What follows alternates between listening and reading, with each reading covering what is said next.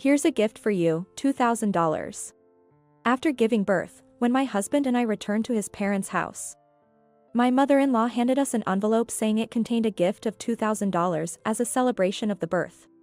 Upon checking its contents, I threw the envelope into the trash. This is how they treat me after enduring days of being demeaned by her and senior employees. What are you doing? Apologize to mom. In a panic, my husband scolded me, but I sharply retorted. Can you say my name after seeing this? Upon checking the contents of the envelope, he glared at his mother with an anger I had never seen before. And then, he made a certain decision. My name is Sarah Miller, 28 years old. I had an arranged marriage with my husband, Alex. Alex, 2 years my senior, is the eldest son of a bakery, raised strictly as the heir, but he's a very calm and kind person. From the first meeting, I was drawn to his kindness. I want to share the beauty and delicate taste of our cakes with people all over the world, that's why I'm a pastry chef. Will you join me in fulfilling this dream? Instead of an engagement ring, he presented me with a cake designed with me in mind, saying this. Moved to tears, he continued. When we're married, Sarah, you'll work as the manager of our shop. Also, we'll have to live with my parents at our family home. Is that okay with you? Living with the in-laws was a condition of our marriage. Marriage to an heir comes with its challenges. But with Alex by my side, everything will surely be okay. This is what I thought, and I accepted his proposal. Thus, we became husband and wife. As promised, after the marriage, we began our life living with his parents in the residence attached to the bakery. Sarah, since you've married into this family, you must be prepared for it.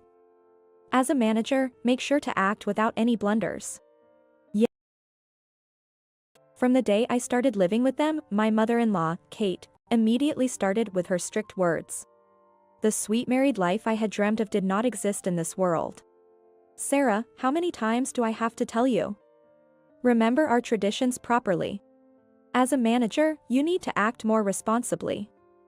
Having someone who needs so much attention marry into the family, I feel sorry for the boss.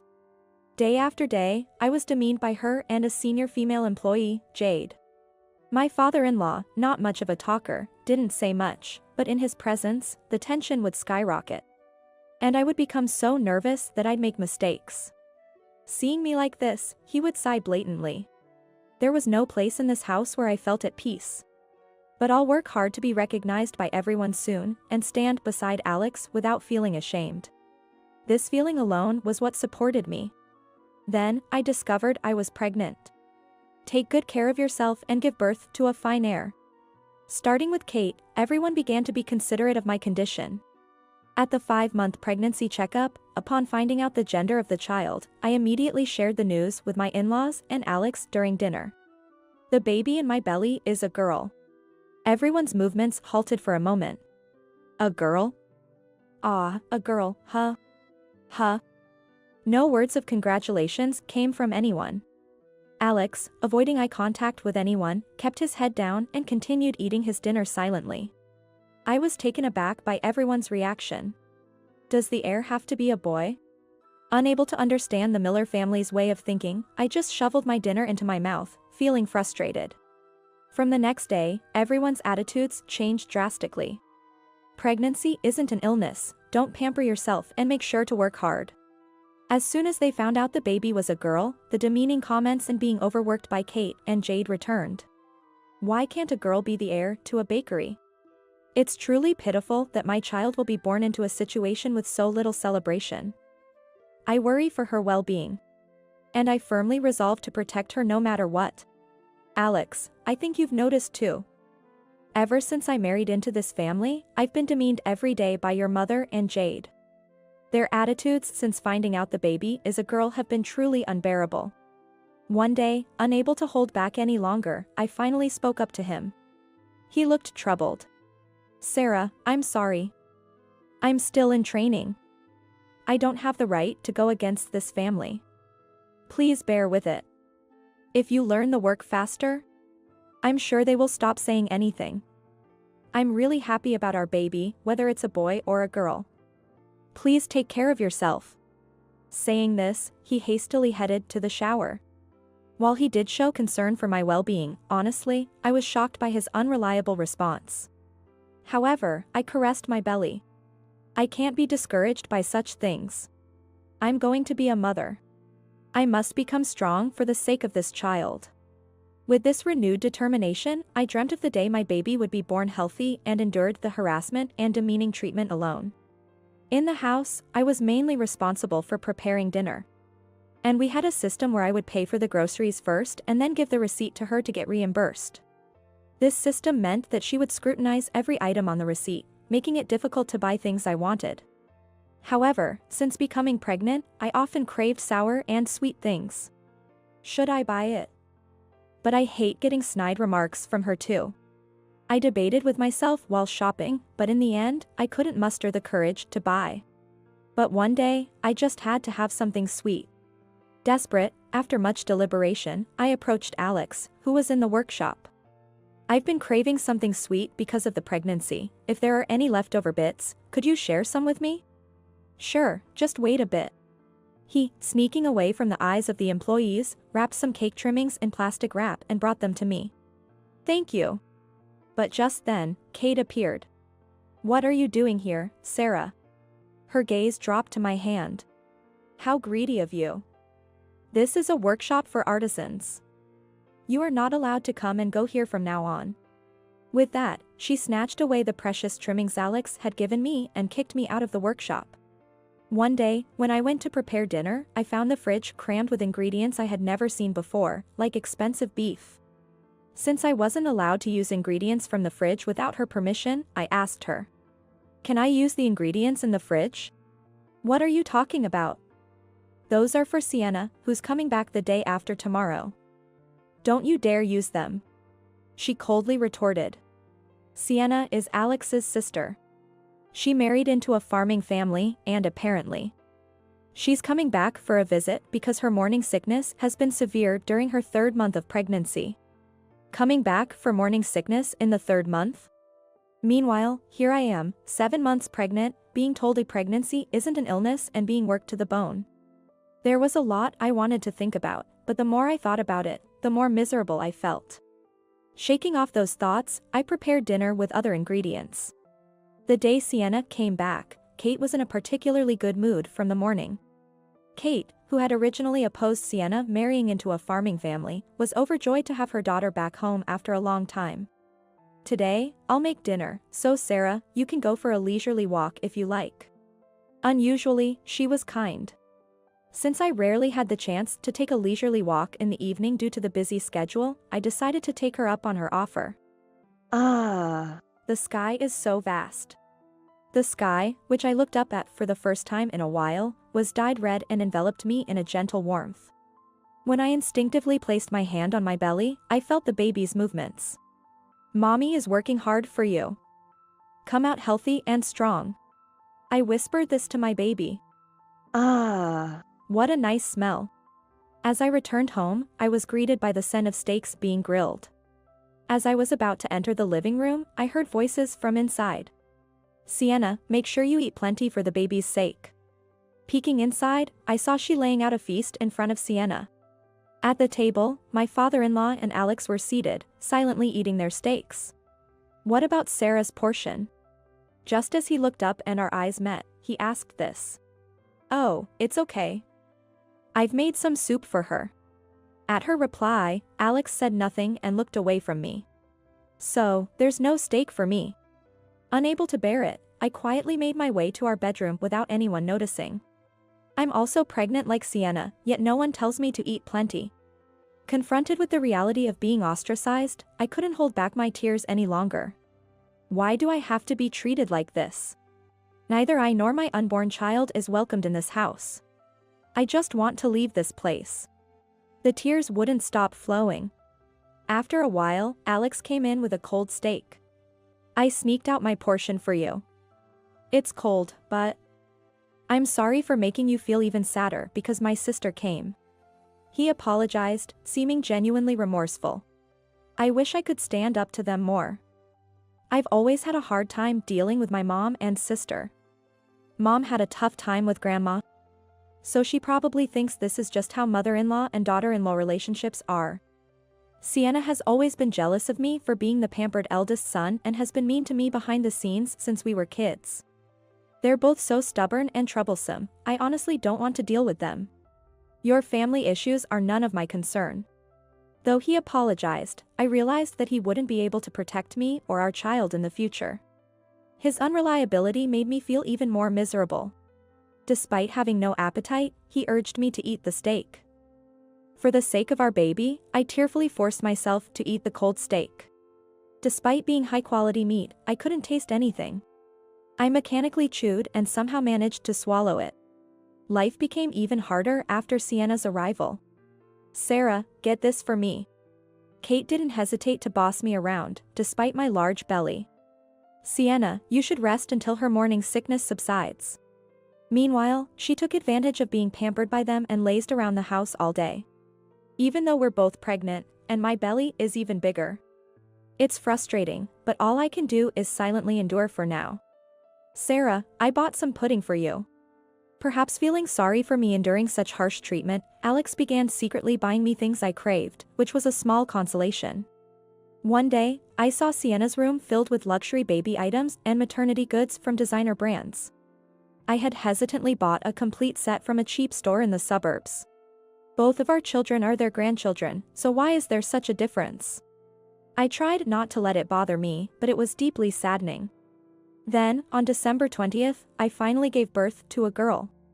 Alex was overjoyed, tears streaming down his face. "I'll become fully capable soon and protect you and our daughter." Alex promised me this. Upon returning to their house after being discharged from the hospital, to my surprise, she welcomed me with a smile. "Let me hold her for a bit."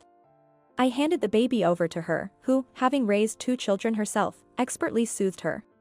Grandchildren are indeed precious, after all. Seeing her behavior, I felt a bit relieved.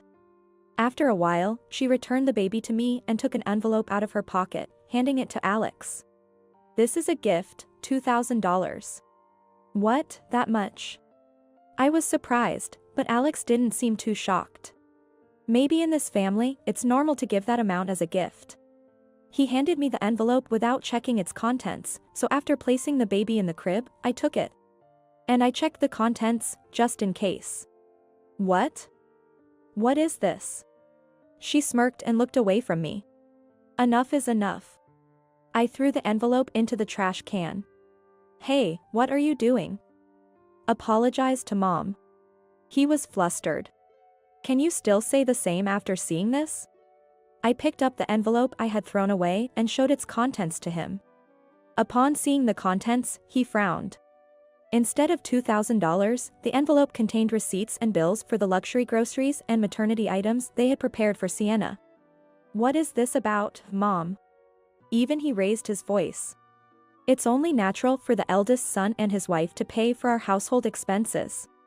She, unashamed, laid out her absurd logic. Why should we pay for maternity items and baby goods for Sienna, who left her home for her marriage? I couldn't stay silent any longer. I decided to leave this house with my child. Then, Alex spoke in a low voice. "I'm leaving this house." "What?" The room went silent, and everyone, including me, looked at him. Alex glared at her with an anger I had never seen before. "What do you take us for? I've always been dissatisfied with how you've treated Sarah, how you reacted when you found out our child was a girl. And your constant interference in the shop's management.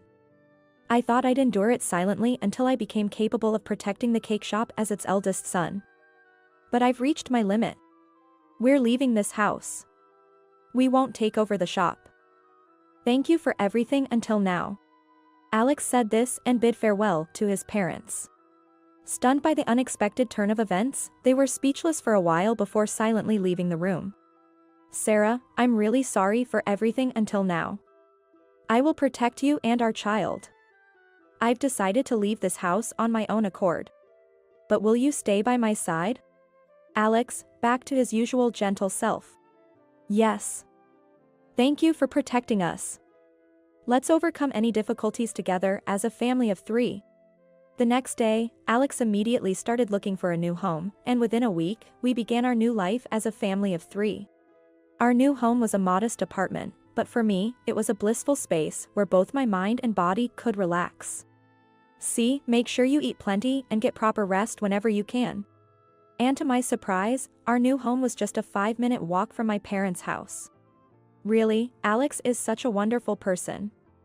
It's rare to find someone who can openly express their vulnerabilities and ask for help as an adult. According to my mom, Alex had explained everything to my parents the night he decided to leave his family home, apologized, and asked for their support in the future. You can always rely on us. We're also very happy that you're living so close by. Touched by her kindness, I cried. Meanwhile, Kate occasionally contacted Alex, asking him to bring the grandchild for a visit, but Alex only sent pictures of the baby. After discussing it as a couple, we decided it would be best to keep our distance from them for a while, and we haven't given them our new address. Thanks to that, we've been able to live peacefully. Sarah, we're running out of diapers, so I'll go buy some. Alex actively helped with housework and childcare, and we cherished our modest happiness, living humbly each day. I'm thinking of starting my own business. One day, he came to me with a proposal. Even after the path to taking over his family's bakery was closed off, Alex, who had been captivated by the allure of cakes since childhood, hadn't given up on being involved with cakes. His dream, which he shared before we got married, to let people around the world know the beauty and delicate taste of cakes, was still very much alive in his heart. To realize that dream, he decided to start a mail-order cake business. Inspired by him, I too felt a surge of motivation. I wanted to help make his dream a reality. With this in mind, I pondered whether I could utilize the brief experience I had with cake making at my in-laws, finding moments between household chores and childcare to think it through. Look at the cake Daddy made, isn't it beautiful? One day, Alex showed our child a cake he had made. Though our 0-year-old couldn't eat it yet, she giggled and seemed fascinated by the colors of the cake she was seeing for the first time. Seeing this, an idea struck me. What about a cake that even babies could eat? In my mind, I envisioned cute baby smiles overlapping with cakes. When I promptly shared my thoughts with Alex, he embraced my idea, saying, "That's a great idea." Focusing on development, we worked on cakes that didn't use sugar, instead relying on the natural sweetness of ingredients like sweet potatoes, and avoided artificial colors to preserve the gentle hues of the ingredients themselves. After about 3 months, the product we had envisioned was complete. Initially, we had a friend's cake shop display it, and the customer feedback was unexpectedly positive, with many saying it was perfect for birthday parties. This could work. Encouraged, we started selling online, and it quickly became a hit. The media picked up on it, and our company grew steadily. While we were fully occupied with childcare and the business until it took off, by the time our daughter turned 2, the company had stabilized and was generating a steady income. With more breathing room, I began to think about my in-laws, whom we hadn't been in touch with for nearly 2 years. Apparently, after we left, Sienna developed pregnancy-induced hypertension and was hospitalized. Eating too much high-calorie food and high-quality meat provided by them, combined with a lack of exercise, probably wasn't good for her. She was put on strict bed rest and dietary restrictions, leading to a difficult pregnancy. Well, everyone must have been relieved when a healthy boy was born. However, the misfortunes continued, and the family cake shop closed down after Alex left, as it couldn't sustain itself. What happened to your parents after closing the shop? When I asked Alex, it seemed they were living modestly on their pensions. Though we don't have many good memories, they did raise Alex, after all. 2 years had passed since we left the in-laws, and as our anger subsided, we decided to gift each of our in-laws $2,000 for their birthdays. The amount was a nod to the $2,000 she mentioned for the birth celebration. We didn't know if she remembered, but if she did, we hoped it would remind her to reflect on her actions. Later on, Alex received a call informing us that the registered mail with the celebration money had arrived. They were reportedly very pleased. We're not ready to visit them yet, but perhaps time will heal these wounds. As long as we live with pride, things will move in the right direction. With support from my parents, I can focus on cakes alongside Alex, even during this challenging phase of childcare. Mommy, is this my cake? Yes, Rose. Isn't the rose petal beautiful? Do you like it? Delicious. Happy. My daughter touched her cheek with a blissful expression.